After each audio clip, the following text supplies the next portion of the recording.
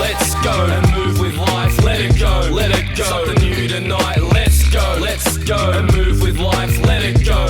Something new tonight. G'days, welcome to the Unofficial Scorecard Podcast, a podcast where we talk all things boxing and occasionally the wider world of combat sports. This is episode 71, and today on the show, guys, to kick off 2025 on the pod, we are joined by the Code Sports leading combat sports writer, the lead combat sports writer in just about every capital city's major newspaper, the man with the best fight night coverage in the country and returning mate of this show, and top bloke, Brendan Bradford. Guys, as I mentioned, this is the first pod of the year to kick off 2025, so I thought who better to set the tone and get the ball rolling than the man who is ringside at every major fight involving some Australian boxing. That is Brendan Bradford. So Brendan and I jumped straight into it. We had to obviously go over the very disappointing and, shattering streak of bad luck that Sam Goodman went through. We also jumped into, of course, Jai Opetaia's first world title defense of the year. Jai was the first one to defend a world title this year. How amazing is that? And that awesome Tasman show from earlier in the month. What was interesting about the timing of this pod, guys, and quite fortunate as well, in the past when I've had Brendan on, obviously we've had such a heavy focus on Australian boxing, but putting the schedule together, I noticed that the Australian boxing season, quote unquote, doesn't really get going till kind of mid to late February. So a lot of the fights we reviewed and previewed coming up were international, which I haven't spoken a ton about a lot of international boxing with Brendan. So it was actually a little bit of a gear change and one I really enjoyed. Brendan's got such a great outlook on the sport. He's so respectful, so thoughtful, so in tune, and so detailed. And I just really like to pick his brain. And it was good to do it on sort of a more broader global sense this time with some world boxing that's been going on recently and upcoming. So, and then of course, guys, we bookended it at the back with some Aussie boxing previews, culminating in the Saturday, the March 1st, free on Fox and KO card, headlined by Liam Wilson and Yusuf Dib too. Also in there, guys, the theme of 2025, I think there's going to be some large narratives and themes that play out, and I think the biggest one is DAZN buying Foxtel and the implications that will have on Australian boxing broadcasting moving forward. So, not that Brendan or I have any inside information, but we sort of got the conversation started, and again, it's going to be one that we're going to be having probably throughout the year to a lot of different people, just to find out how this affects us watching our favourite sport. And we also spoke about the Ace Boxing and 7+ relationship, which again is another narrative moving forward that we're going to have to keep an eye on all year. But as usual, guys, there are a ton of tangents in between. Brendan's just so much fun to talk to. If we were at a pub having a few beers, we probably would have had a 5-hour version of this conversation, but I'm pretty sure no one wants to listen to that, so we kept it to about an hour 20. But guys, let's stop doing this intro and let's hear from the man himself. Let's get to that now. All right, well, here I am joined by Code Sports combat sports writer, the lead combat sports writer in just about every capital city's major newspaper, the man with the best fight night coverage in the country and returning mate of the show, Brendan Bradford.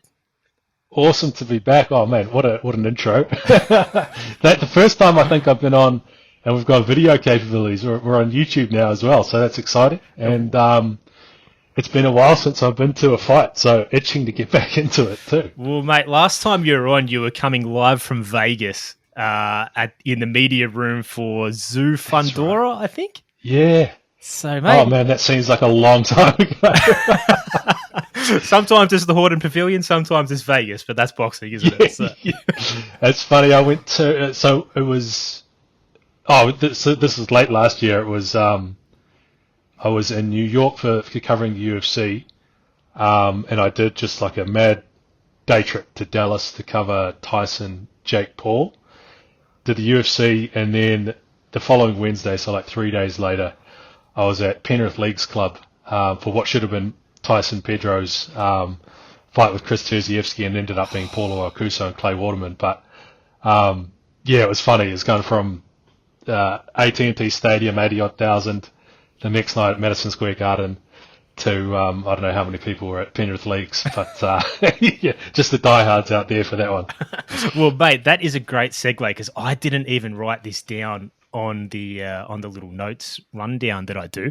But that card that you just referenced, the Tyson Pedro debut and Terzievsky pulling out, I only know rumors. Like, what was the story? What happened there? That was insane. It was crazy. It was a very, very wild sort of 48 hours in boxing and in combat sports. What will I say? I think if you've heard the rumors, I'll leave them as rumors. I don't want to get into too much trouble. But look, I would assume that if you're listening to this pod, you've probably heard some of the rumors. And there's rumors both ways, I suppose. Yeah. And the truth is probably somewhere in the middle.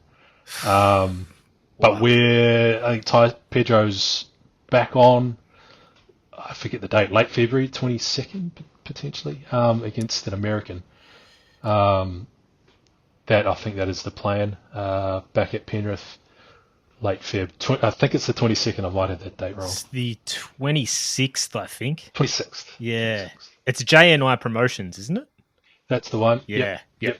I think I did write that down. Yeah, Clay Waterman's on the card, but we'll get to that later.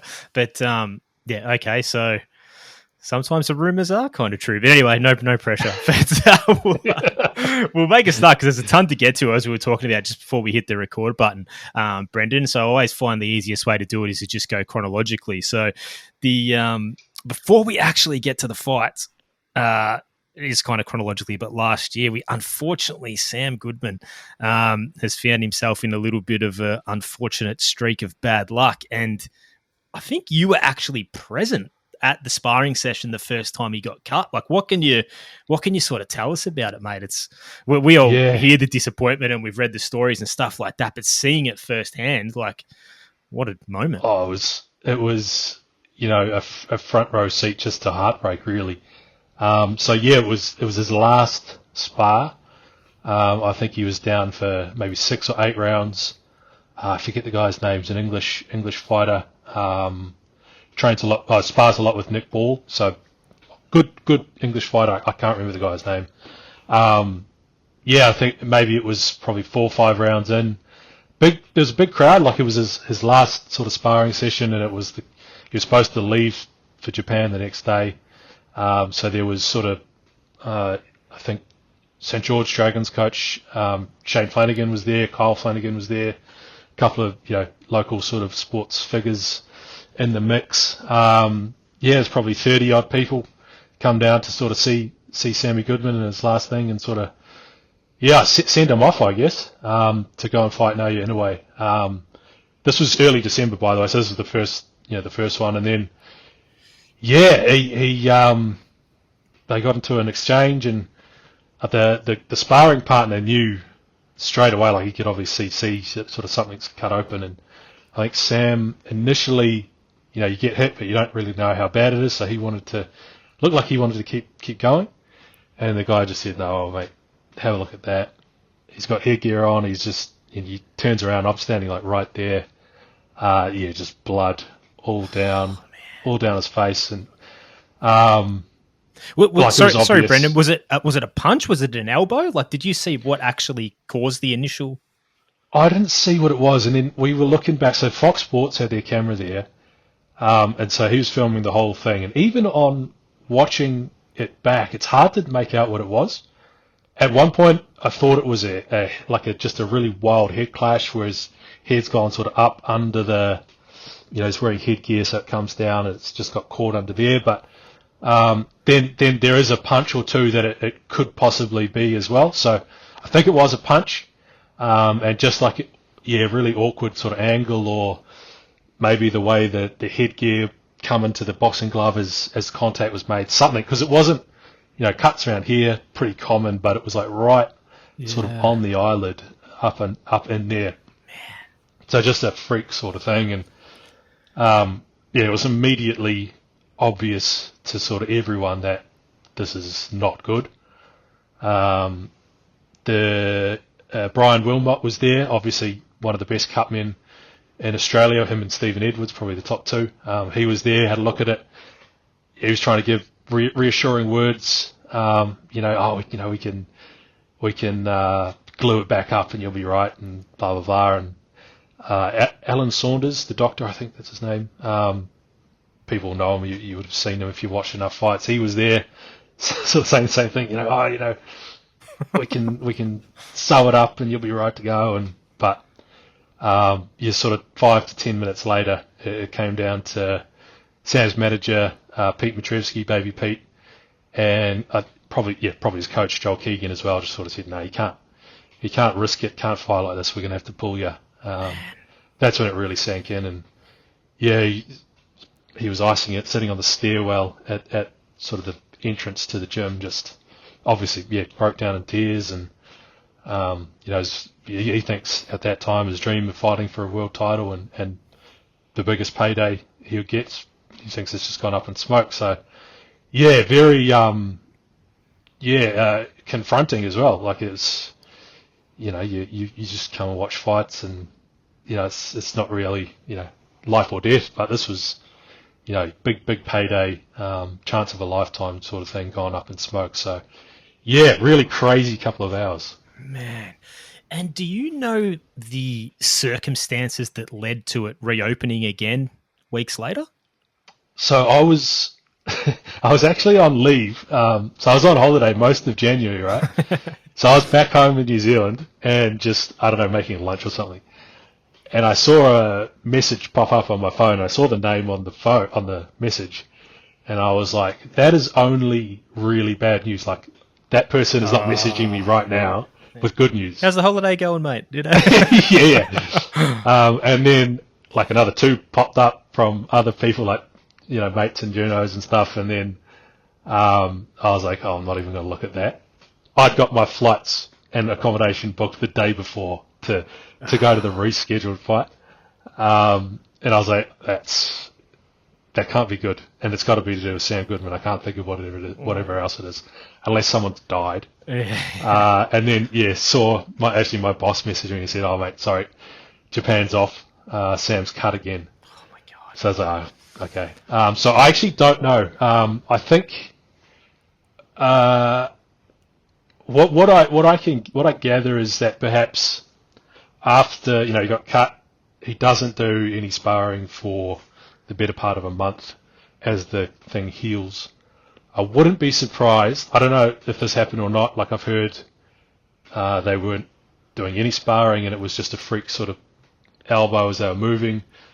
I've also heard someone else that they actually were doing a bit of sparring. I'm not actually sure, but I wouldn't be surprised if, a couple of weeks before the fight, they just needed to have a hit out, right? Like, you're going to fight now, you're in a way, the whole team is super confident he can pull off an upset.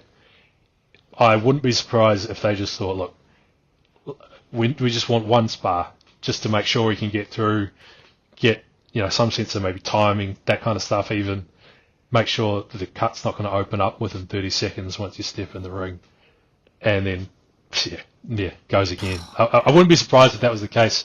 I'm not sure. I don't know the full details, having heard a few different sort of theories. Yeah, it's like, I guess there's 2 schools of thought with something like that, and you outlined it perfectly. One is wrap yourself in cotton wool and just get to the fight, get that payday, and go in compromise, and obviously not at 100% in terms of the preparation that you would have preferred to have had. And I'm sort of thinking you've hit the nail on the head, because the first time they got cut, all the details were out there, the footage was there. The second one, we don't know anything. It's a mystery. Yeah. So I think you might be right. I'm just sort of playing devil's advocate, but maybe they just did want to get that last spar in, or a couple of spars, or whatever it may be. If they did that, should they have wore one of those bar helmets? Yeah, probably. But then again, you hear fighters say some guys like those helmets, some don't, because they're so big. Your hands up being in a foreign position, and instead of slipping a shot by a little bit, you got to move your head so much more to get out of the way. It's kind of like a real uncomfortable helmet. I get it, but yeah, geez, man.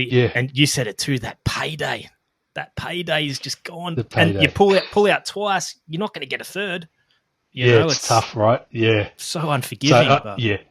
And that's just, and knowing sort of his mindset and mindset of his camp and stuff, just, they weren't there just to cash the check. They genuinely there, all the talk was, Inouye's got to get old soon. he was clipped earlier this year, last year. They were so confident. So I can see from their mindset why they wanted to have a hit out, why they wanted to have a good hard spar, risky as it was. I can't understand the thinking, but yeah, shit happens. Yeah, man. I mean, look, I'm such a fan of Sam. I really am. I'm super biased. I think the first time I saw him was his third or fourth pro fight. Followed ever since, probably much like yourself. I'm such a fan.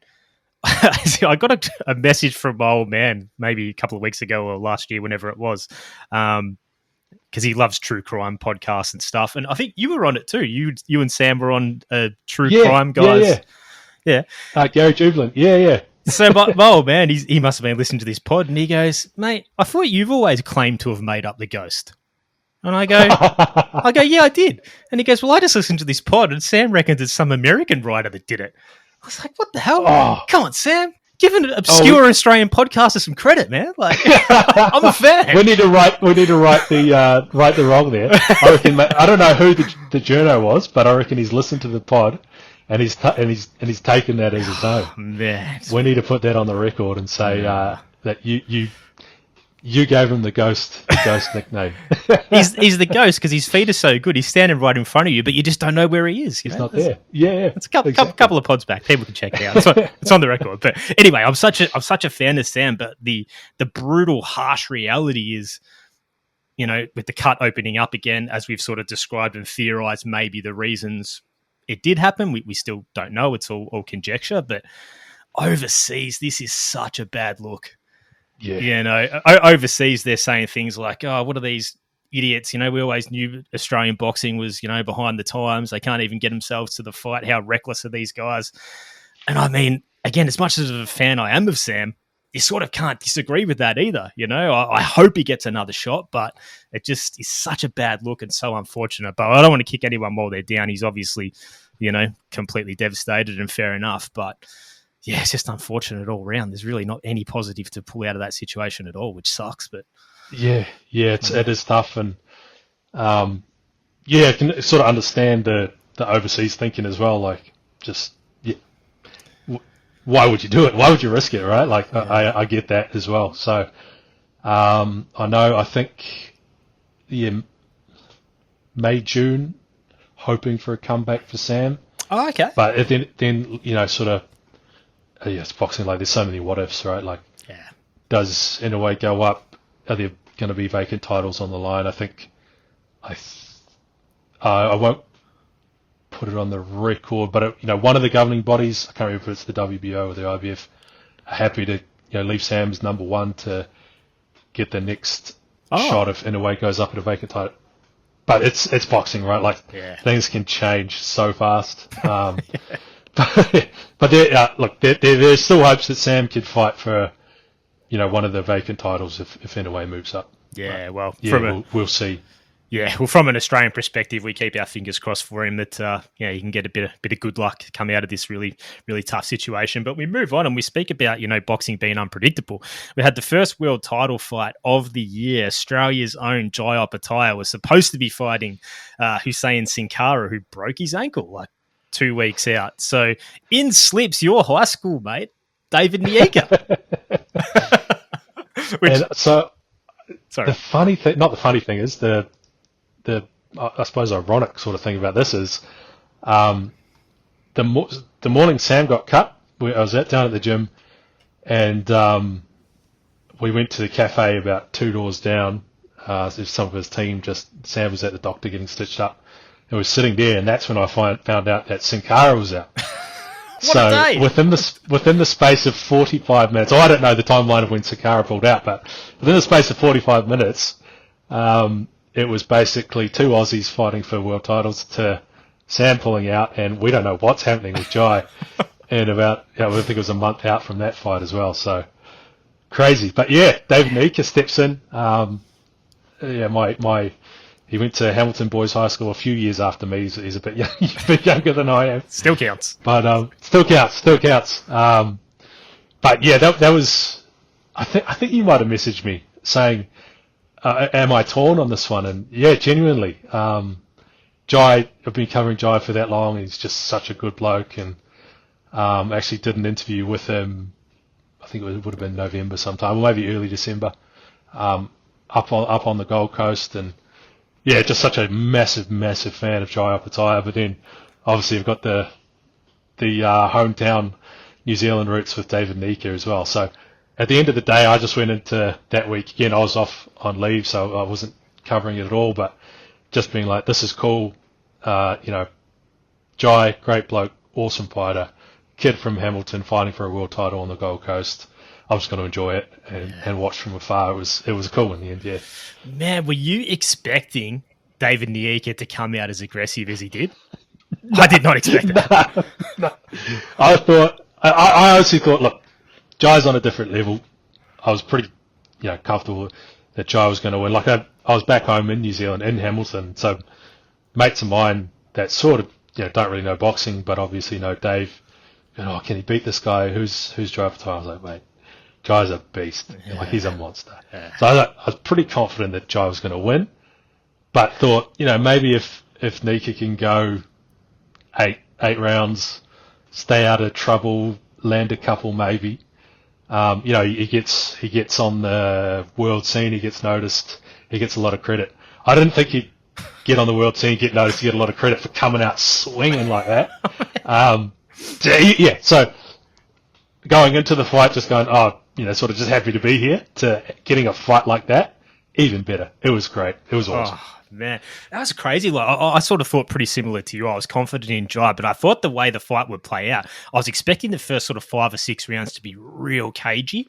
Like, I really thought Nieka would be switching back and forth stances, which he still did a little bit, but way more aggressively than I thought. And because he's so big and he's so tall and he's so long, but he's also a little bit awkward. So I thought it might be difficult for Jai to sort of try and find him early, but man, Nieka came out banging, and Jai was like, "Sweet man, let's go!"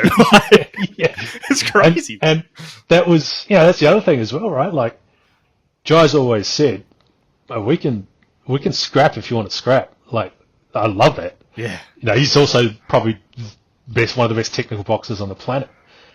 But so when Dave comes out with that aggression, for Jai to stand there and go, "Yeah, no, we're in the trenches now. Let's go." That was awesome. Like, it was so cool.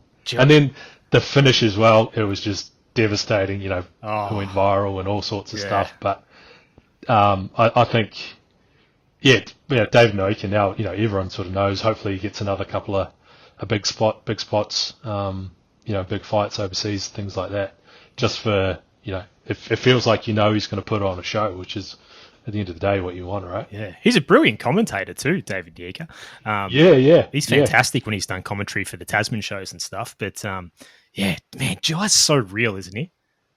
He's so real. That's what I love about him, mate. Like, he said something, I can't remember if it was at a presser or in one of the interviews I watched in the lead up. He was like, I hate these interviews. I don't want to be talking to you. I just want to fight. It's like, I get it. Like, yeah, it's like, it's so real. It's great. I really like Jai Opetaia, yeah. So you've been around personally, like, so many big name fighters, and even MMA fighters as well. Like, do you find that there's like there's something about Jai? Like, have you sort of found that compared to even other world champions and other combat sports people? Because I'll just from my perspective, I haven't had the privilege of being around a lot of guys, but before the first Kambosos Haney fight, Anthony Cox, shout out to the Aussie boxing scribe legend, actually got me an invite to a gym down in Melbourne that Jai was sparring at, and he was sparring a pretty good guy.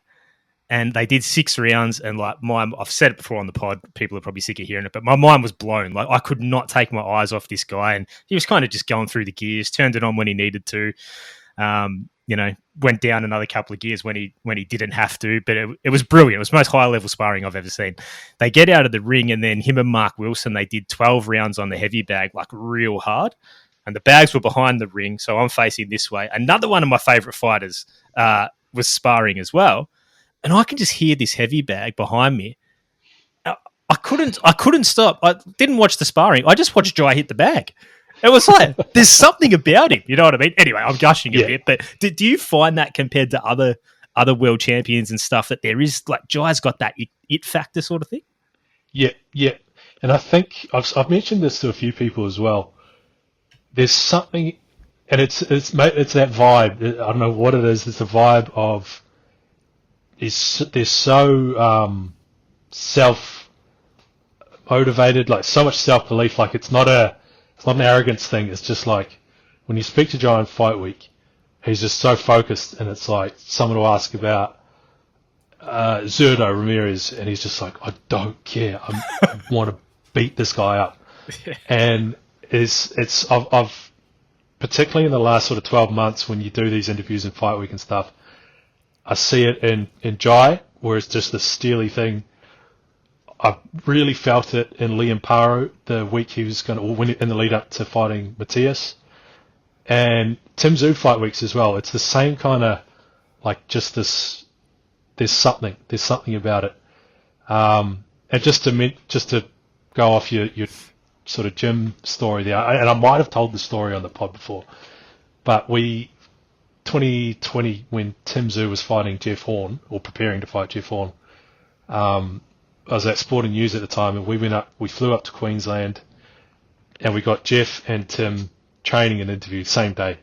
So I think Jeff in the morning, then we went down to the Gold Coast to Tim.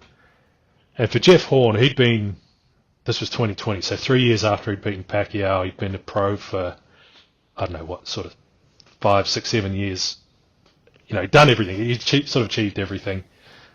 And I've done sort of interviews and training sessions and stuff, watched Jeff over the last couple of years, and there's something about this one that was the Marvin Hagler quote, you know, it's hard to get up and run in the morning when you're sleeping in silk sheets kind of thing.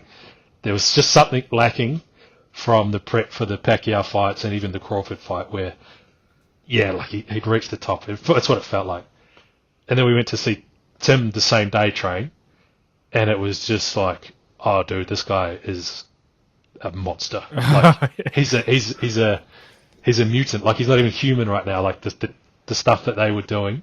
And then so to see the hunger and the drive from Tim, and to see Jeff, you know, the former world champ, the darling, just the difference. I was like, oh, I think Tim Tszyu might be on one here. But it was just a glimpse, similar kind of thing. Yeah, damn, that's wild. We'll get to Tim Tszyu a little later, but yeah, man, Jai's certainly set himself up for a massive year, which is hugely exciting. But we also had Justice Hooney on that undercard. Sort of got through relatively easily with respect against Sean Potgieter. Max McIntyre had a really good performance, a fourth round stoppage. Yeah, over Abdul Salim Saman, and Ben Marnie had a 10-round hit out. I think he won 100-90 on all three cards. I thought the Chinese bloke definitely snagged a few rounds there, but anyway, whatever. Ben Marnie got the win. But what did you like from the undercard, mate? Cool to see Justice Hooney back. I spoke to him also, not in the lead up to this fight, but you know, he fought twice in the space of about a month or so. So, sort of been a frustrating sort of couple of years for Justice. So hopefully he can just get back in the ring, you know, fight 3-4 times this year. So good to see him. He's made a few changes as well.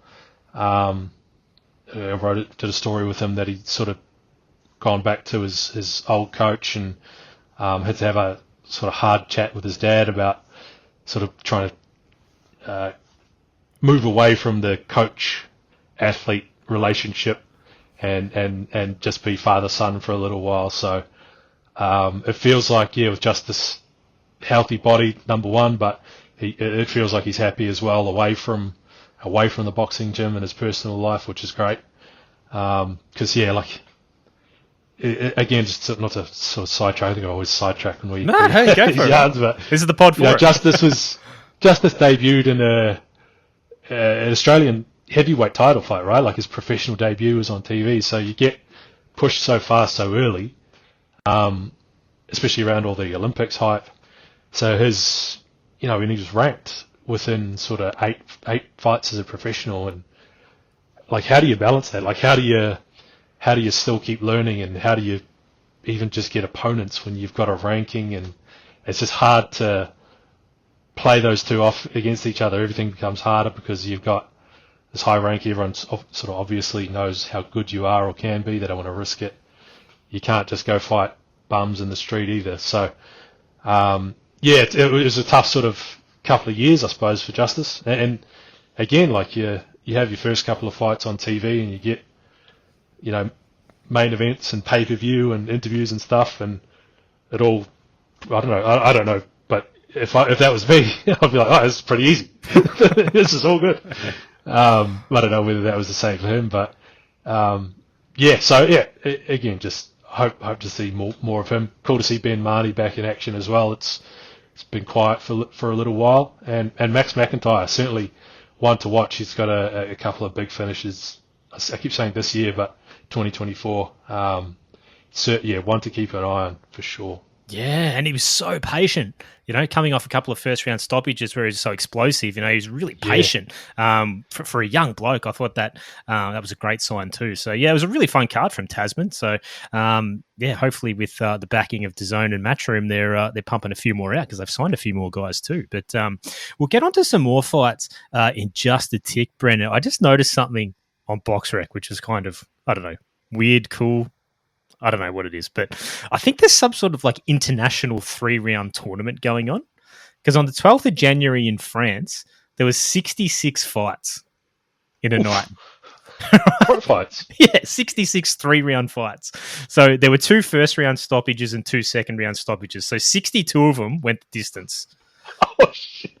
That's the longest night ever. That's 9.5 hours of scheduled fight time. Oh, God. Then on the 18th, the next week, they had 81 3-round fights. Right? And there was a couple of stoppages. That was almost 11.7 hours of scheduled fight time. Then the next night, the 19th, they had another 47 3-round fights.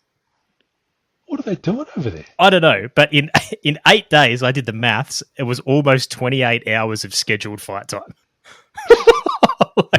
I love watching fights. That's too much for me.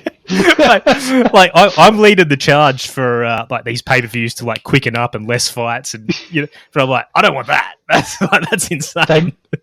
They must have had to get through that. Oh no, because I don't know.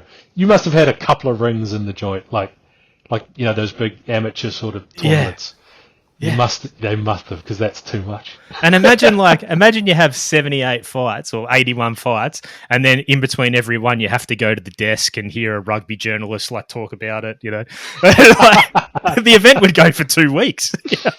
You could they're selling tickets. How many fighters? I can't do that maths. You sell a hell of a lot of tickets. If you just have people coming through the gates all day. Yeah. That takes a proper boxing nuffy to see that as well. Just spot that. It's just going through BoxRec. But then on the same day in the Netherlands, there was 50 fights on a card. Right? And then, so the same day, in true Hayden Emerson style, in Canada's going, hey, Netherlands, hold my beer. We're going to do 59 3-round fights.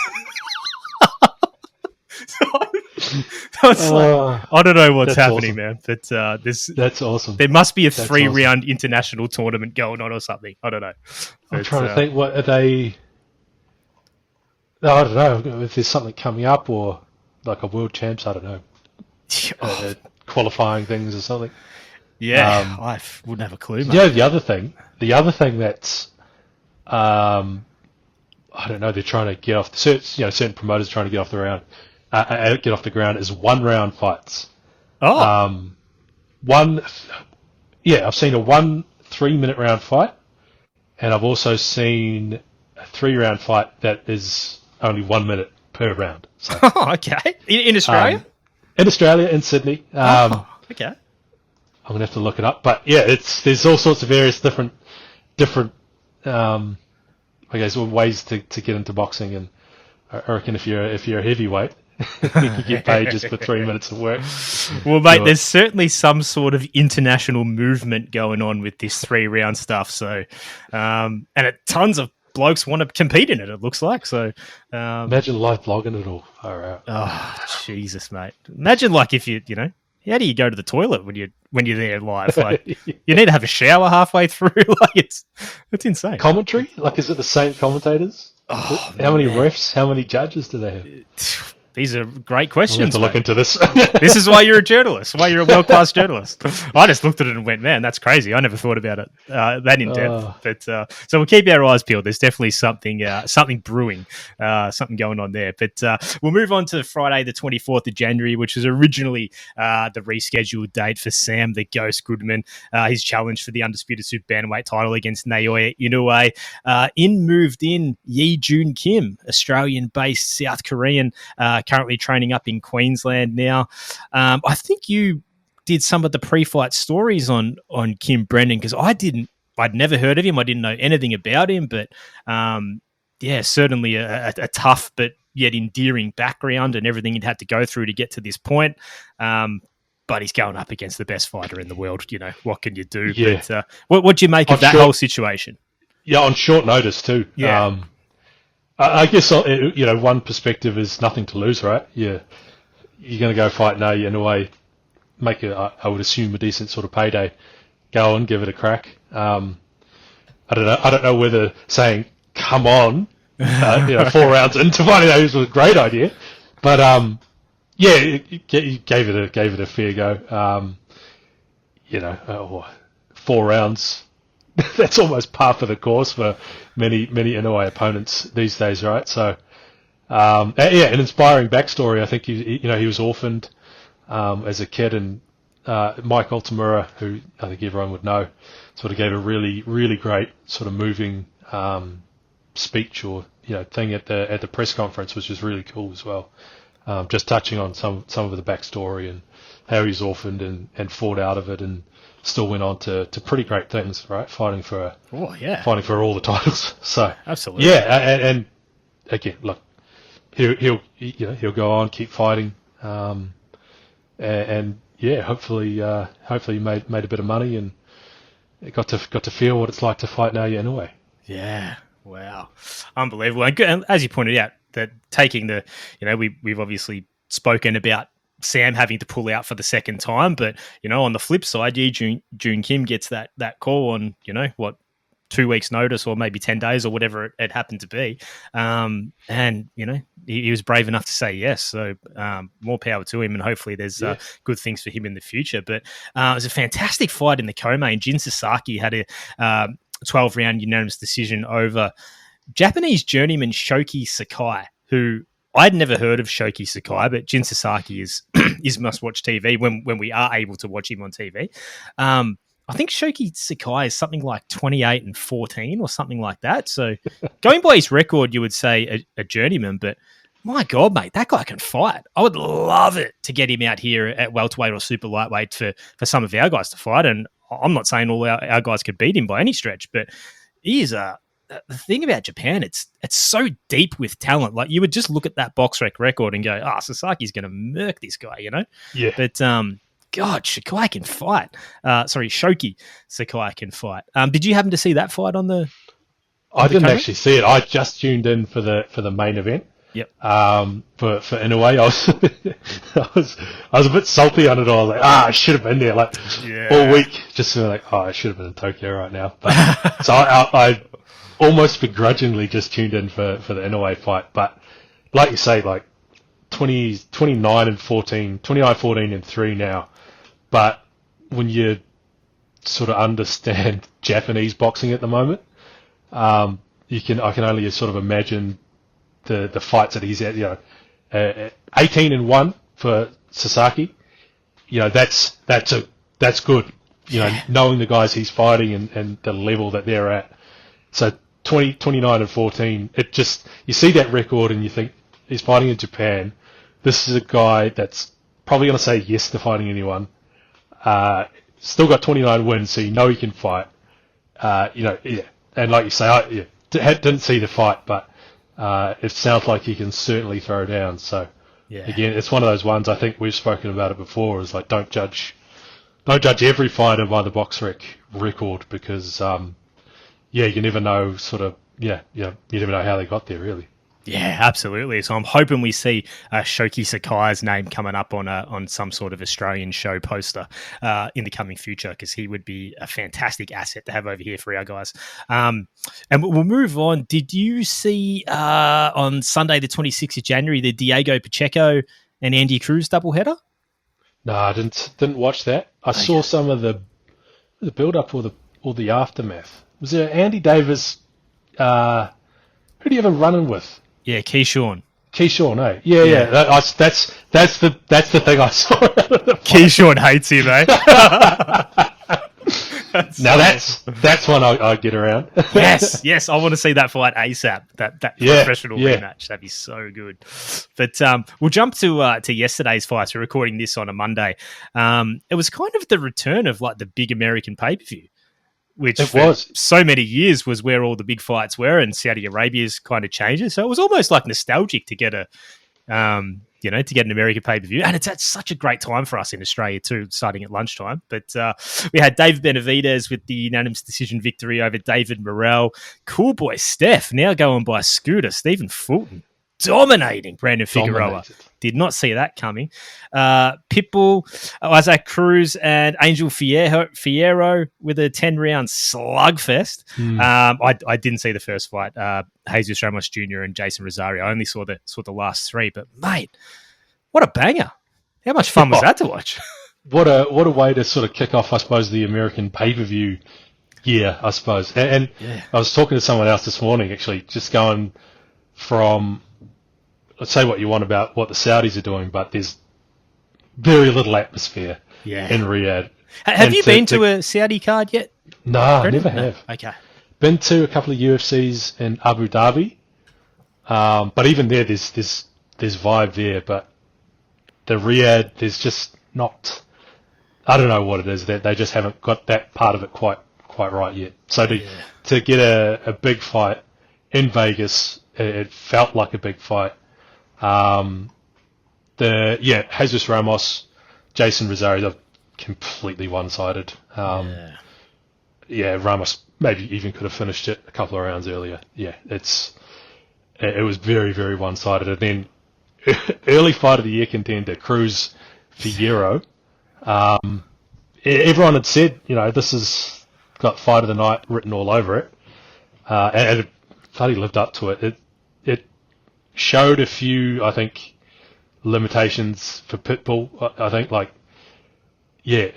it's a scrap or when he's physically more powerful than his opponent, just that Pitbull approach works. But he needed a bit of finesse and a bit of technical nous yesterday, and he was just winging him for 10 rounds, which is great to watch as just an impartial fan. But if you're an Isaac Cruz fan, you want to see a little. I don't remember him throwing a jab, in the second half of the fight. I don't think he did. And then the main event, like almost another. I thought I scored it very one-sided for David Benavidez, but that's so harsh on David Morrell. I thought it was a bloody good fight for the first 5 rounds until Benavidez took over. Maybe Morrell won the last round or two. But the scorecards and my scorecards certainly didn't reflect actually how good of a contest it was, particularly early on anyway. Yeah, well, when was the last pod we did? Last year. I don't think I even spoke about this fight, but I'll put my hand up. I told people, just in real life, I had Morrell with the upset. I was pretty confident it was going to be Morrell's coming out party, and I totally agreed with everyone who was saying the experience is going to be a factor. He's never been on the big stage. All completely true and total valid points, but no one's fought anyone until they have, and no one's been on the big stage until they have. So there's a first for everything, and I just really thought David Benavidez, I know he had injured hands, but I still thought he struggled with the size of Vosdik. Because he's always been bigger, taller, and longer, even though he's a pressure fighter. But he's always had a bigger frame than the guys. I thought he struggled with someone his own size, and Morrell was the same size, if not slightly taller, a little bit longer, wide in the shoulders. I was really confident Morrell was going to get it done, but I thought the biggest difference in this fight, and there's many angles you can go and technique and all that sort of stuff, but the biggest thing for me was the conditioning. I thought the conditioning and the work rate of Benavidez was just too much for Morrell. You could see at times where Morrell was fighting in spurts, and there were even times where, and Benavidez has kind of got that weird, he doesn't parry shots, but he kind of just puts his arms out there as this like impenetrable wall to try and punch through. And there were times where Morrell, he looked buggered to me. He was waiting for that second wind and it kind of never came. But he would almost throw a 1-2 and move back when he wasn't even actually trying to hit the target, the head. He was just trying to punch the gloves, buy some time and some space, just to get a breath and sort of recoup and get through that second half of the round. But Benavidez just kept pushing, and there was many technical things he'd done, which were great, both guys. But the biggest difference for me was the conditioning of Benavidez. And especially, I think you touched on it, like the last we saw of Benavidez, I was like, first time up at the weight. And I was like, well, he didn't look great, right? When was that? That would have been, it was a while ago. It was like June, July last year. Yeah, that Vosdik, wasn't it? That was his first one. Yeah. First fight at light heavy, right? Yeah. And I was like, he did look, and physically he looked completely different to how he looked yesterday. Yeah. So like you say, the conditioning, he was showboating into round 10. And then Morrell, or round 11, I can't remember which one it was. And then Morrell had a bit of a comeback, like just a desperation sort of thing. And there's the only time Benavidez looked in a spot of bother. But for every time Benavidez hit him, he would come back. Like he would obviously get hit, he'd be losing the round, but he'd come back with something, just to let you know he was still there, Morrell. It was a great fight. It was one of those ones I'll probably go back and watch it again. It was that good, that entertaining, and hopefully sets up an even bigger fight between Benavidez and either Benavidez or what's his name? Bivol. Benavidez or Bivol, far out. And which is that's in another couple of weeks as well. So. Yeah, 22nd. But mate, what did you make of the? And I think Thomas Taylor is the best non-Japanese ref in the game. I think he's really good. What did you make of the point deduction? Watching it live, I was like, that is crazy. That is absolutely ridiculous. They showed a replay, and I was like, okay, maybe, maybe. I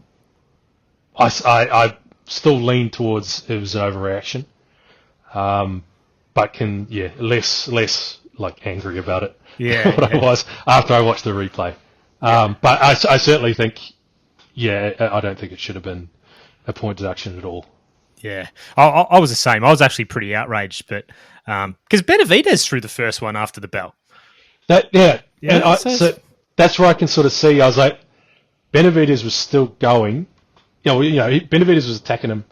The bell rings, and there was I felt a decent amount of time after the bell before Morrell swung. So I can kind of see, but mate, it was so loud as well. Like, you might not have heard it. Yeah. It was genuinely that those last couple of rounds was pretty loud. So I think it's an overreaction. I don't agree. He's a great ref. But that, I think he might have got that one a bit wrong.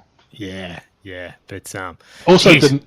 Well, I was also like, that's not a knockdown either. About a minute earlier, true. But I think again, replay showed that it was a punch and probably was a knockdown, even though he looked a little off balance as well, Benavidez. But this is why we're sitting at home watching, I suppose. Exactly. But that just kind of annoyed me. I thought it should have just been play on. But again, the 10-8.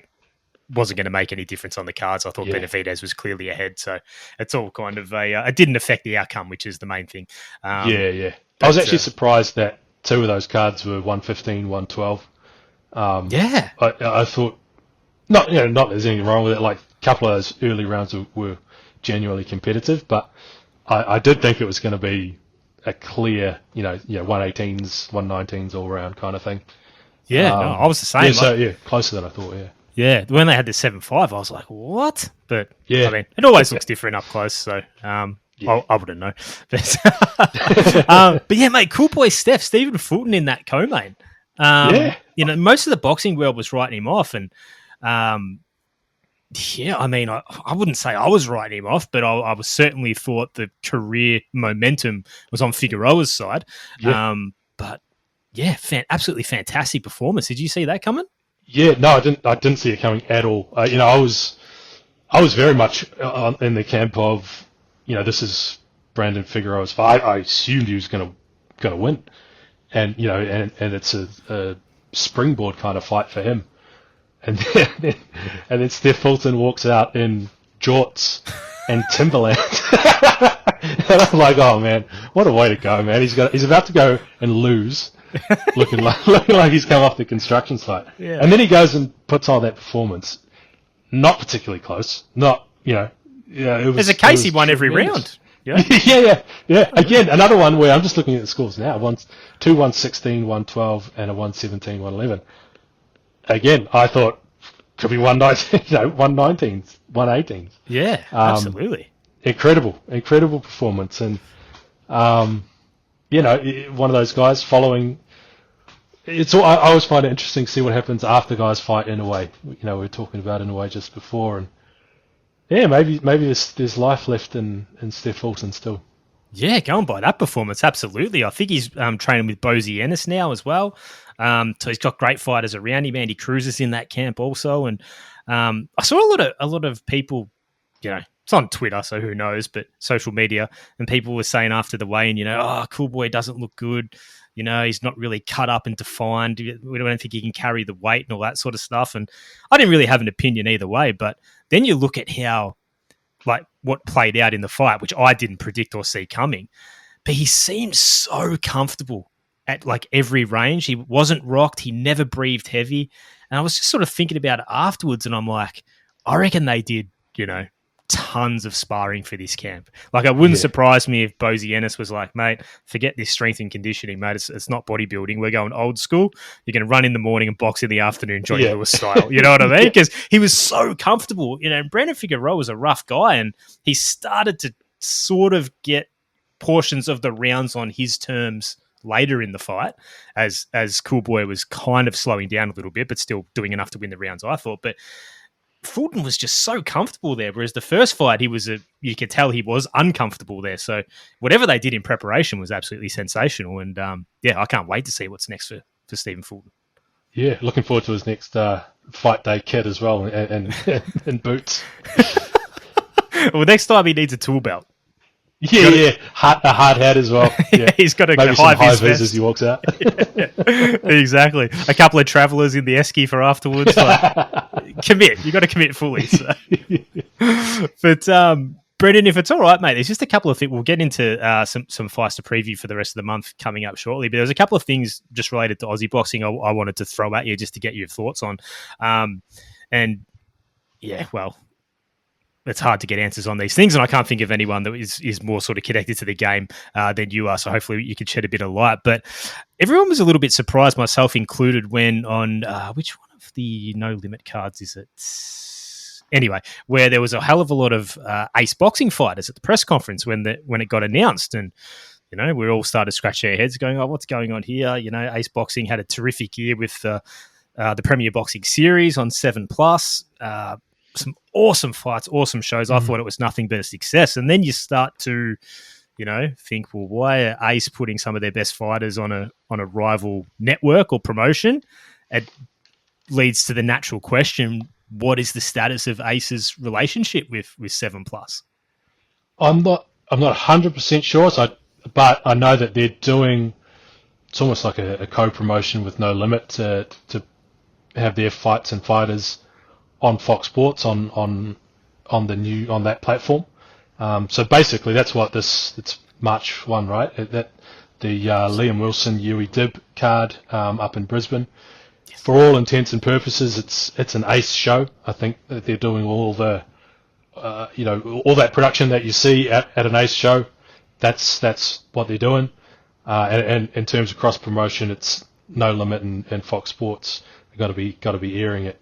And obviously, helping out with a couple of fighters and stuff on the card, Liam Wilson and so on. I think it feels like there's sort of a new partnership, hopefully for Ace ongoing. Obviously, I'm probably a bit biased, but I thought they did, and I thought they did a great job on 7. it was a lot of fights. Like, there's a limited amount of fighters they had, and they had a lot of fight nights to put on. But I thought there were some cracking fights last year, and probably should have been sort of seen by more people. And I think you probably only your diehards were probably tuning into the 7 cards last year. So maybe if they're on Fox, bit of a bigger platform, bit of a bigger, I suppose, sort of machine behind it. They get a few more eyes on some of these great fights and great fighters that they've got as well. So again, biased. I'm probably a little bit biased towards it, but hopefully it's something ongoing that between Ace, Ange DiCarlo, and No Limit, Fox Sports, and the Rose Brothers. Yeah, absolutely. Couldn't agree more, mate. The more promoters work together, the better. Look at Eddie Hearn and Frank Warren. It's only good things happen for the sport, and opportunities get created for the fighters when they do that. So hopefully Australian boxing is taking a leaf out of their book. But interesting to see what's going to happen with 7+ as we move throughout the year, if they're completely out, or maybe they've restructured the deal and it's 6 fight nights this year. Who knows? We'll just have to see what happens. But the other one, mate, and I really have no idea what the implications of this could be, but DAZN have they bought a percentage of Foxtel or the whole thing? They've bought, it's the whole thing. So they completely own. Yeah, they own Fox Sports. It's going through that process. From what I understand, it's well out of my sort of range of expertise, but big sort of multi-million, sort of billion-dollar deals like this, it takes a lot of crossing the I's and dotting the T's to get over the line. So I want to say later this year it'll be finalised, and then we'll see what that means for. Obviously, boxing is involved, but you're talking NRL deals, AFL deals, broadcast deals. So interesting to see what happens with those. I think those are probably the biggest impacts. But really interesting to see what happens in terms of broadcasting for boxing in Australia. Do you have any sort of idea of what the implications could be, or? No, no one I've spoken to either. Everyone's just sort of, we don't really know what it means or what it'll look like. Talking to a few people who've had sort of experience in takeovers in other industries, admittedly, but you sort of a big deal goes through, they sort of see how the whole thing works for a little while, maybe 6 to 12 months, and then they'll start implementing changes in what they want to do. So I think in the next sort of year or so, I don't think much will change. Beyond that, who knows? I genuinely have no idea. I'd just be speculating. Yeah, okay. Well, man, there's always storylines in boxing. It's unbelievable, isn't it? There's so much stuff that goes on. But we'll get into some fights coming up, a few international ones. And then as we mentioned that earlier in the pod, towards the end of the month, we start getting the Aussie stuff rolling out. But you spoke about him before. Keyshawn Davis is challenging for the WBO lightweight title on the 15th of February Australian time, which is a Saturday, against defending champion Denis Baranchyk. Are you as much on the Keyshawn Davis bandwagon as the rest of the world seems to be right now? Yeah, I am. Okay. I am. I'm unashamedly on the Keyshawn bandwagon. Have for a number of years now. Just a superstar. Just fun story, interesting guy, fun fight style. I'm a big fan, and this is a great fight. Obviously, Denis Baranchyk undefeated. Who did he beat last year? He had a really good win last year. Yeah. Beat Navarrete, who was coming up. That's right. There was 3 weeks where you had Baranchyk, Usyk beat Fury, Lomachenko. Great couple of weeks for Ukrainian fighters in world title fights last year. Absolutely. So this is a cracking fight. Hard, tough fight for Keyshawn Davis. But absolutely pumped for this one. It's a good card. Xander Zayas is on the card as well. Jared Anderson. And the guy Xander Zayas is fighting is 20-0. I mean, great record on Boxer. Slava Spoma. Yeah, I've never heard of him. I've ever heard of him. German.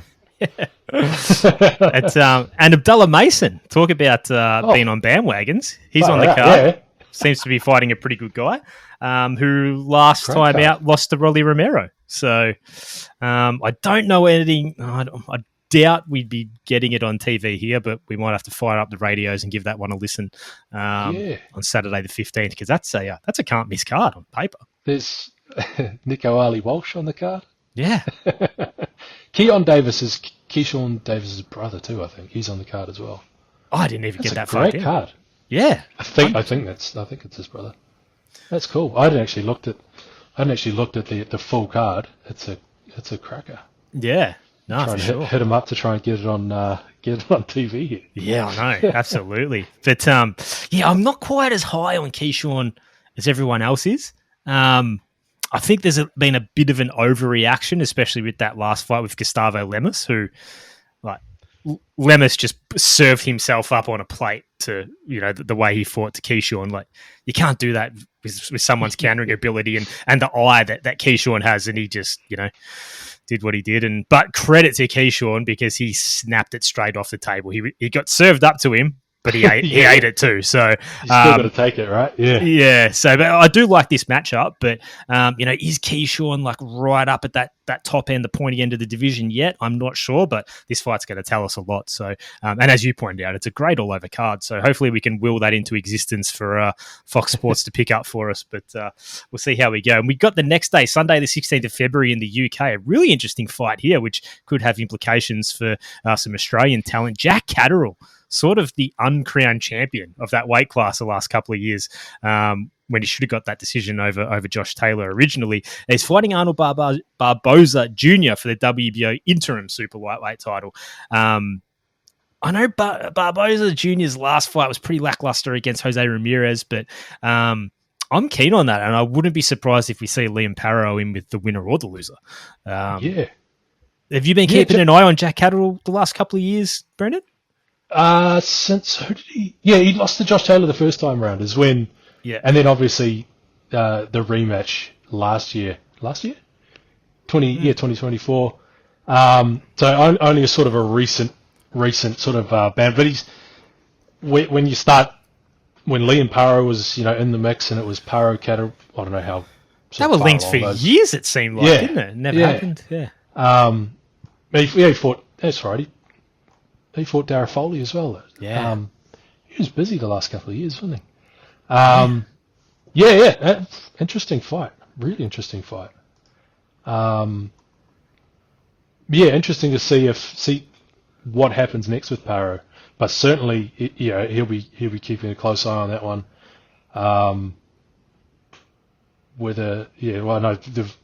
There was talk of Parrow Kambosos at times. I think George has got a different opponent, so I don't know whether we'll see those two in the ring, but certainly, the winner or the loser, whatever they want to do of this one, I reckon Liam will be right in the mix.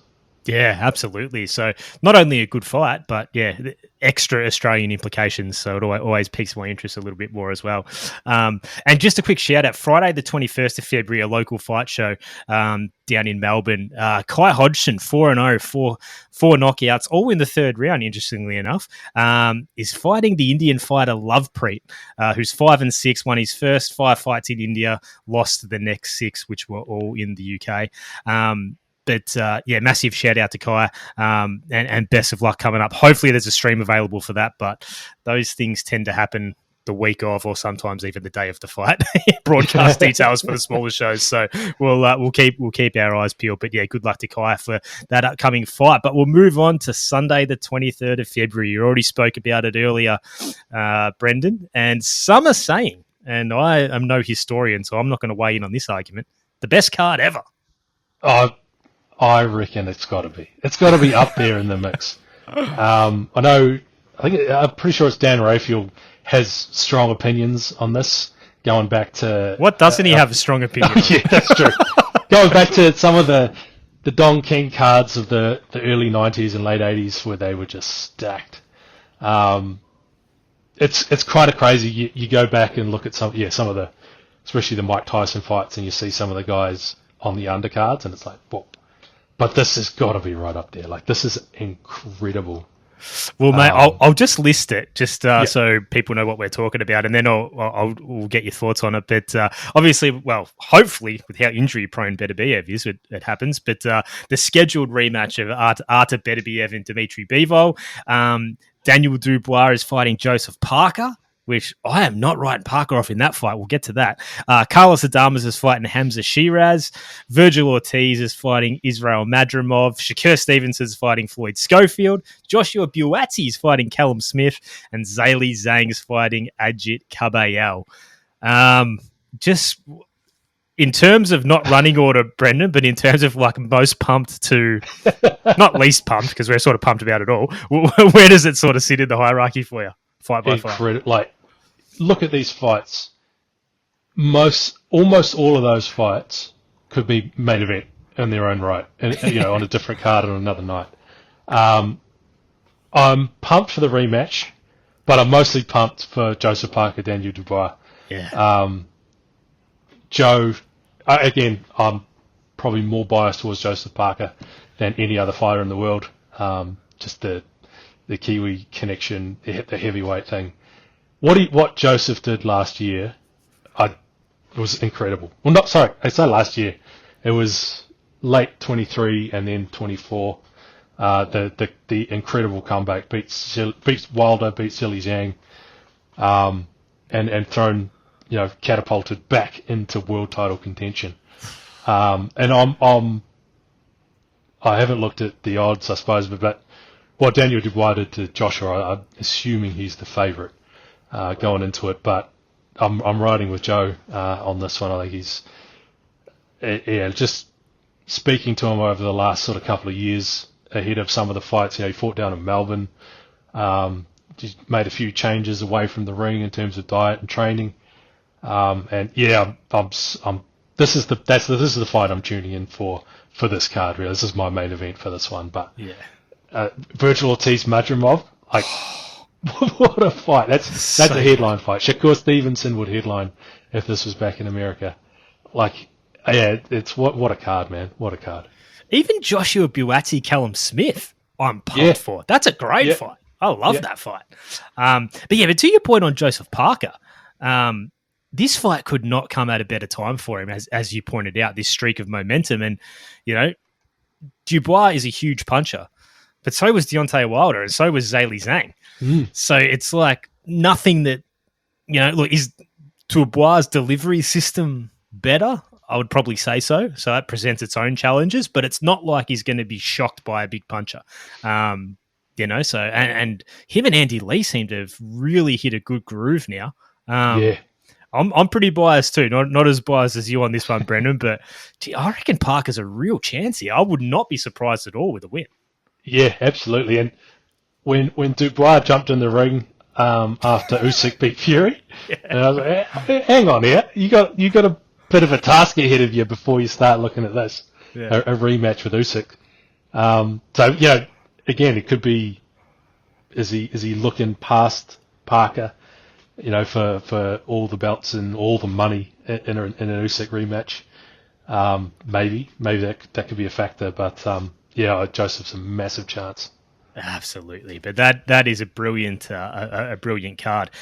I wish it was in America, just so we didn't have to wake up so early. But it's can't have it all. It's going to be great. Like, the fights will be good, and I suppose the build up will be good, but it's going to take like 10 hours. I know. It's going to be like one of those cards from France with 81 fights on it.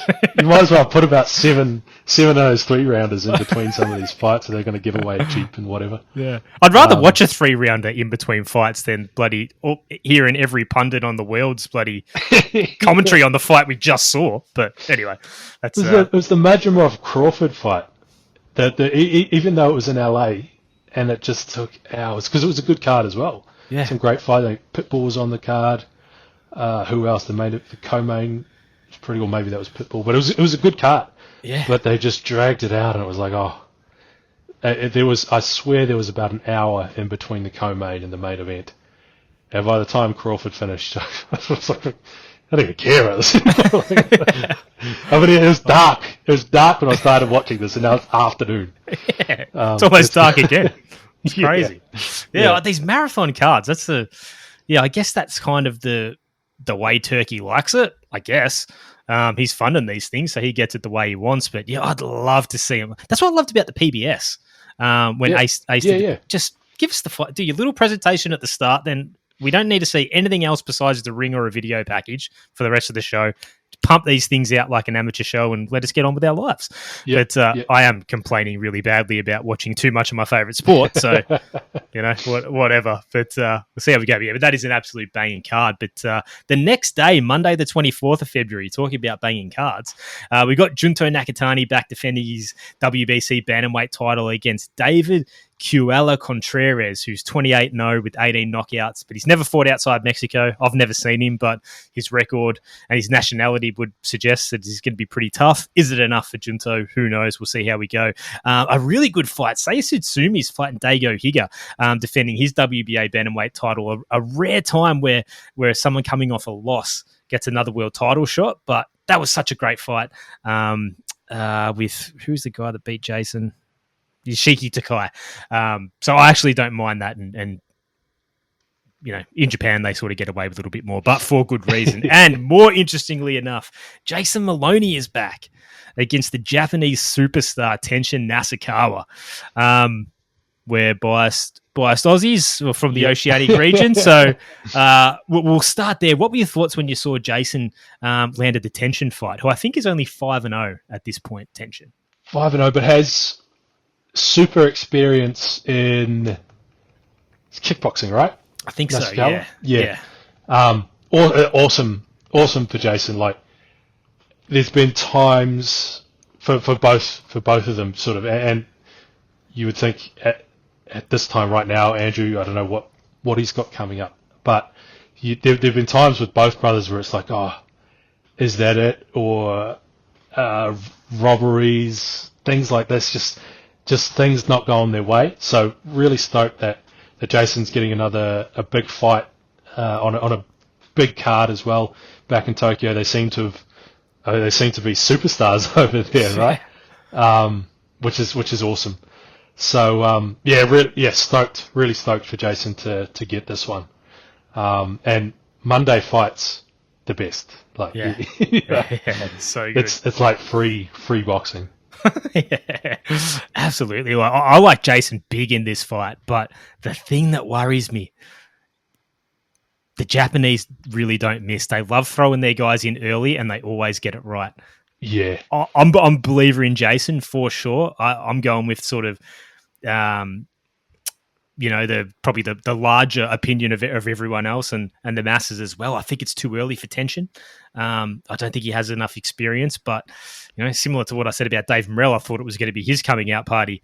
It looks like the Japanese think it's going to be Tenshin Nasukawa's coming out party as well. So that does have me worried. It's sticking in the back of my mind. But how do you sort of handicap Jason's chances in this one? Yeah, like you say, the Japanese aren't going to throw their guy, willy-nilly into fights. Like Nasukawa's been given this spot because they obviously believe in him. Again, I'm backing Jason all the way. I just hope it's not one of those ones where the Japanese are pulling the strings. They can say, this is a guy that is a name, but we think our guy can beat him. But yeah, I'm all behind the Maloneys whenever they fight. Just good fighters, but great dudes as well. Just good people. Yeah. Nah, for sure, mate. But I reckon with Jason's participation on that card, I'd be pretty confident there'd be some sort of TV for us over here as well, which is great. If not, it shouldn't be too hard to find either on the radio style. But I don't know what to expect in the main event. Like, Nakatani's on a tear. I've never seen Contreras before, but I mean, going up against Junto at the moment is one of the toughest things you could possibly do in the sport. So we'll see what happens there. But what did you make of Daigo Higa getting that world title shot coming off a loss? Yeah, it was just like you say on the main event. I've been bitten that many times that I'm not like, I always say like I was going to bet on this fight or whatever without knowing the other guy. I'm not doing that. I don't know anything about Contreras, so I'm absolutely staying away from this one because you never know. I've lost too much money doing stuff like that as well. So. Yeah. It took me long enough to learn my lesson. So yeah, interesting. Yeah, like you say, really interesting situation where a fighter gets another world title fight, another big shot coming off a loss. Obviously, sort of proved enough to get that shot, and interesting fight. But don't know how it's going to go. No idea. Yeah, sometimes that's good though. Yeah, that's what you want, right? Yeah, we sit through so many fights and in boxing and mainly boxing, but sometimes UFC as well. It's like, oh, I know who's going to win this. I know what they're after. So to actually get a fight where you're like, I don't know who's going to win this. I'm just going to sit here and watch it. It's pretty rare these days, and always appreciated. Yeah, absolutely. And we move on. This is a pretty loaded week because on Wednesday, the 26th of February, we spoke about it earlier, a JNI promotion. Jackson John England's back against Jason Kanoy Menegos, who's 30-12-2, and he's only stopped once out of those 12 losses. Again, another bloke I've never heard of. Jackson John England got that win at the Gather round last year over Jamel Herring and seemingly hasn't been rewarded for that level of a win. So I'm not really sure. He seems to be in sort of career limbo at the moment, waiting for a big opportunity. Hopefully it comes for him. Clay Waterman's back against King Davidson for some reason. Randall Quinlan's back. Alex Leopold Jr. And as you mentioned, MMA fighter Tyson Pedro's debut that was supposed to be against Chris Terzievsky is also on that card as well. First things first, just from a selfish point of view, Brendan, is that going to be a pay-per-view card on Stan? Is that See, now I don't know, because when Tyson was supposed to fight Terzievsky, it started out as a Stan pay-per-view, but then I think it was just on Stan. You didn't have to pay extra for it. If you had Stan, you got the fight. Okay. I think that's by fight week. That's what they settled on. I'll have to look into that because I'm not 100% sure what they'll do. But Tyson Pedro, Carlos Welch, Jackson England, Clay Waterman, there's enough fighters on there that you might be able to sell it as a pay-per-view. But hopefully it's just a Stan card, and you can watch it on a Wednesday. I'll have to look into that. Yeah. Well, if they want anyone to watch it at all, don't make it a pay-per-view. Don't make it pay-per-view. Make it free, or make it, if not free, make it as easy as possible.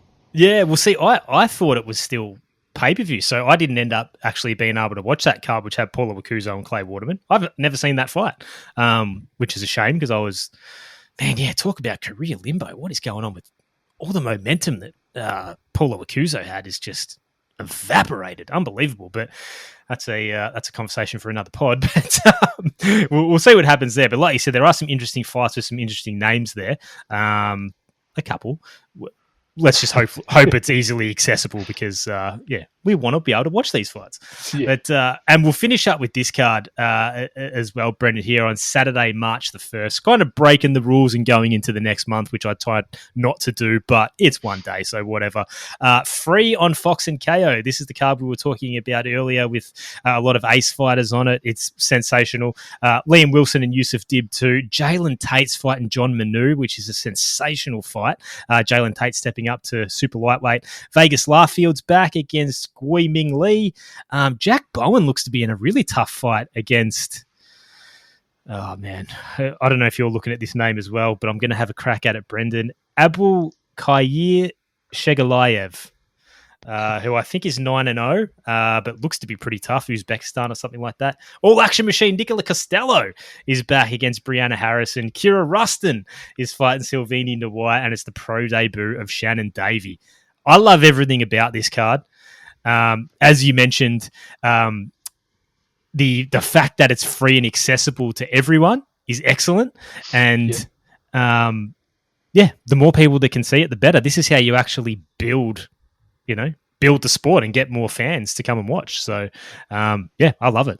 Yeah, awesome. And the sort of word is if Liam Wilson wins, he's on to a rematch with Navarrete. Apparently, that's what they're looking at. And I need to look. I need to watch the first fight between these two, Wilson and Dib back. From what I remember the finish, it was quite a sudden, shocking finish. A few people have said it was actually a really close fight before the finish. So I'll watch that back. Vegas Larfield, he's sort of one on the rise, sort of a rising star. Jack Bowen as well.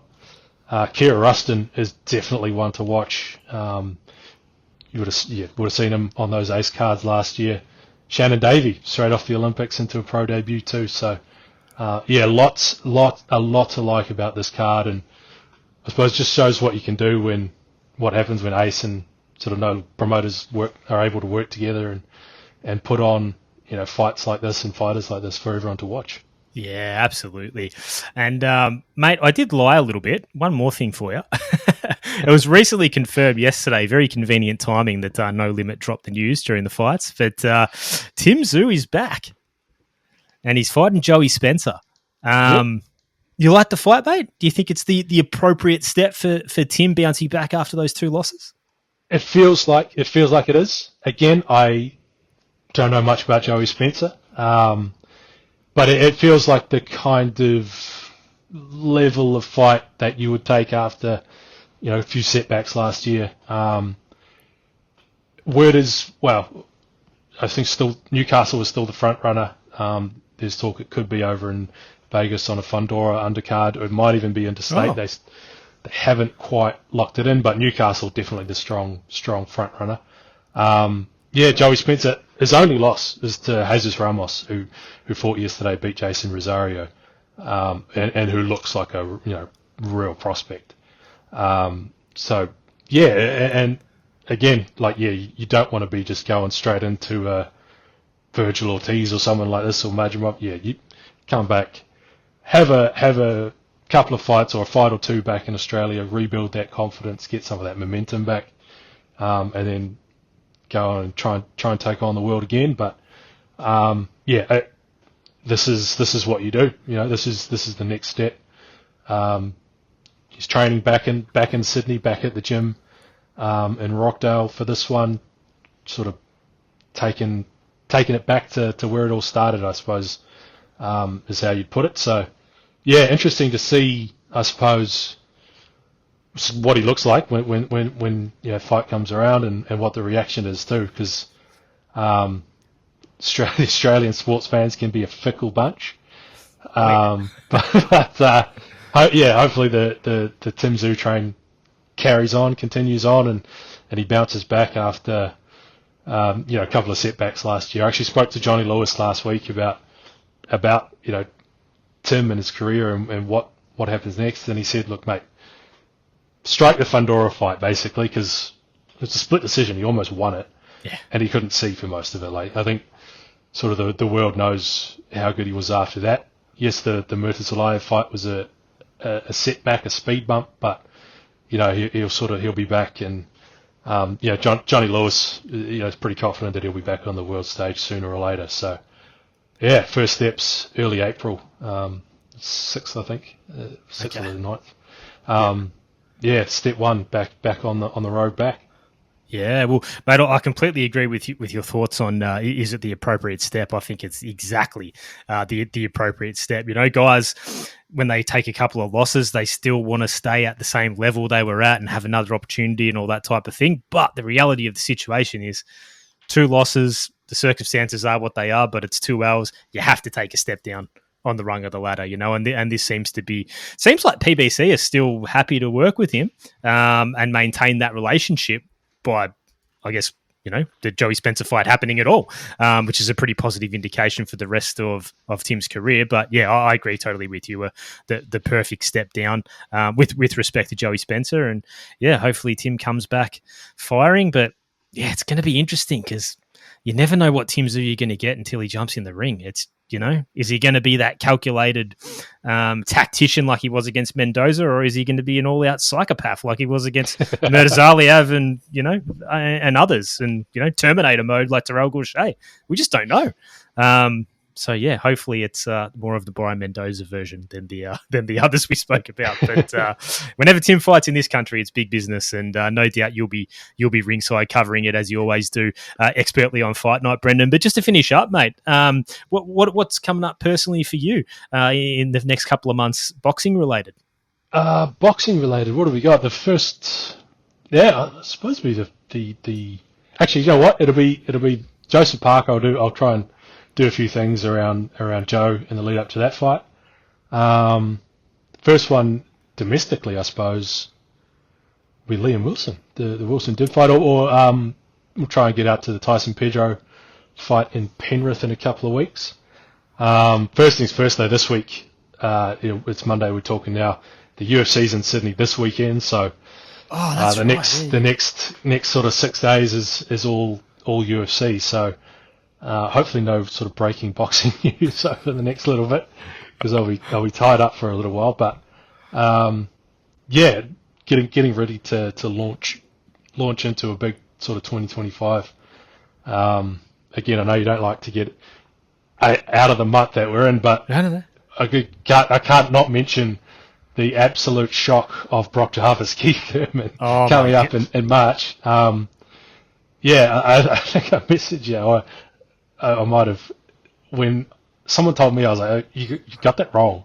Like, one of the names is wrong. But, incredible. First, I think it would be the first main event pay-per-view, no limit pay-per-view of 2025, and didn't have that on my bingo card, but pretty pumped for it.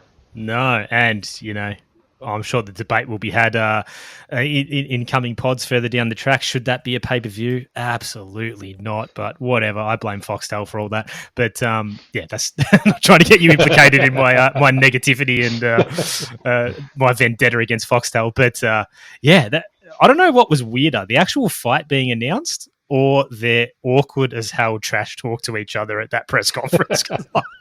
That was horrible, wasn't it? It was weird too, because Thurman was on the satellite or whatever. So there was a delay. So he'd say something, we'd get it. Obviously, there's a delay at his end. It was just like, all right, we're everyone's about 2 seconds out. But once Thurman arrives in Australia, I think it'll be good. He's a great showman, great talker. I got him on Zoom almost a year ago now, like almost to the day, I think. I had him on a Zoom when he was fighting Tim, when he was still in that fight. And the media guy said, you got a tight 20 minutes because we got other stuff to do. And I was like, cool. They had like a page of questions. I reckon I asked 3 questions because that guy can talk. Like, he's a world champion boxer. He's a better talker. He can just talk and talk and talk and talk, which is great. It's great for me, but I didn't get through even a quarter of my questions that I had written down. Oh, he'll be fun out here on Fight Week, I'm sure. He will be. Yeah, you'll have some dealings with him then as well. But we might have to get you on the pod again from that media room, like we did last year from Vegas. But we'll see how we go. But I've taken enough of your time, Brendan. Thanks so much for coming back on the pod, mate. I always have an absolute ton of fun chatting to you. And congratulations on all the work you did last year. It was a massive 2024. I have absolutely no doubt this year's going to be just as successful, if not even more so. Thanks for what you do, mate. We love all the Fight Week content, the interviews with the fighters, all that sort of stuff. If it wasn't guys like you doing what you do, we as fans, we wouldn't know anything about the fighters that we're fans of and the sport itself. So I know sometimes it can be sort of like a thankless job doing what you do and filing stories and working your ass off on fight night, but it is truly appreciated, mate. And all the best for the coming year. I hope you're busy. Awesome. I appreciate the kind words and always love coming on and chatting boxing with you. Like, I think the first couple of times, like, we'll go for half an hour, and I don't know what it's been like, well over an hour, but it's always a great chat. It's literally, we'll stay here and talk boxing for hours or fighting for hours. Sorry, mate, but did you notice now, like this, when I have certain people back on, and you're definitely one of them, I don't even talk about a time limit anymore. I was like, we'll just go until we go. But it's so much fun, mate. So awesome. Yeah, appreciate you having me on, and likewise, man. Like what you're doing and the podcast and social media stuff as well. You're on YouTube now, which is awesome. So yeah, man. The more people in the, I suppose, media or whatever you want to call it, sort of area, the better. More podcasts, more YouTube channels. It's all good. So yeah, looking forward to doing it again already. Absolutely, mate. We'll just stay on the line quickly, Brendan, because this just takes a few minutes to upload. But yeah, thanks again, mate. And I'm sure I'll be bothering you again in the not too distant future. Not a bother at all, man. All right, guys, and there we had it. That was my chat with Brendan Bradford, covering all things first part of 2025 in boxing in Australia and overseas. We covered it all. Brendan's so much fun to talk to. I'm sure you guys could tell I was having the time of my life. And there's a reason why I reach out to Brendan quite regularly, because just selfishly and from my point of view, I just really like chatting to him, and we always have such a good, genuinely fun time. I think, at least anyway, at least I do on my end. So, yeah, guys, as always mentioned, the links to follow along with Brendan's excellent work are all in the description of this episode, and I would strongly urge you to support Brendan. He's a massive cog in the machine of growing this sport's popularity.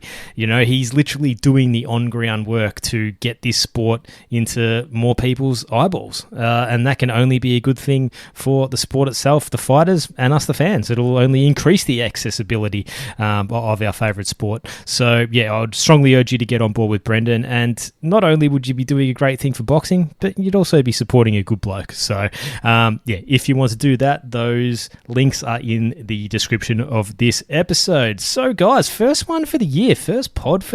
We're off and running. So I spoke about it a little bit on previous pods, but yeah, I thought 2024 on the pod, we hit the ground running, man. I was super pumped with the first couple of months, and then, yeah, as I've described, hit the biggest roadblock I've ever had, just with knockbacks and ghostings and cancellations. So we had a big break. We had a big, I think it was a 4-month break in the end, which is obviously not ideal, and it wasn't intended. So this year, definitely the big focus for me is consistency. I really want to stick to the monthly schedule, and I'm going to be doing my best. Surely Sam Goodman style, we can't get any more bad luck. So surely the bad luck's behind us. It's a new year, it's new positivity, and we're going to pump out that consistency throughout this year is the plan. So yeah, bear with me, guys. I will be trying my best. So if you guys want to get in contact with me, you can email the pod at tuscpod@gmail.com. That's tuspod@gmail.com.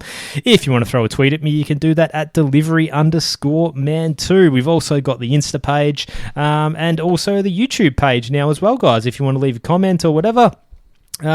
Previously, like I've always maintained with all the audio platforms, we're on iTunes, Spotify, all that sort of stuff. You know, I'm not going to demand anyone like and subscribe and share and all that sort of stuff. I think listening or watching now is more than an obligation. Not that there is one to support this pod anyway. But yeah, if you'd like to, it is all massively appreciated. In addition to pumping out stuff, yeah, well, hopefully every month. I was going to say every month, but sometimes it doesn't happen. So it's all good either way. But if you want to get in contact with me for whatever reason, you certainly can do it there. And I've also had, not people have a go at me, but also like tell me they disagree with certain things I've said. And yeah, just opening up the lines of discussion, which is all good. I take all feedback. It's all constructive. Yeah, so we're all good. So yeah, if you want to do that, that is how you can do it. But guys, let's leave it there. We've got some good stuff coming up this month. We spoke about it with Brendan. It's going to be awesome. It's mainly the back end of the month is pretty loaded, but we've got a few Aussies in action. As always, best of luck to them moving forward. I'll be watching. I'm pretty sure you guys will be watching. And yeah, enjoy the fights, and I'll chat to you next time. Well, let's travel, may add up the change.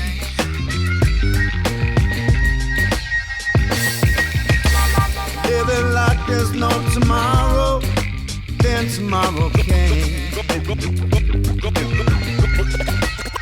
Going all like there's no tomorrow. Then tomorrow came.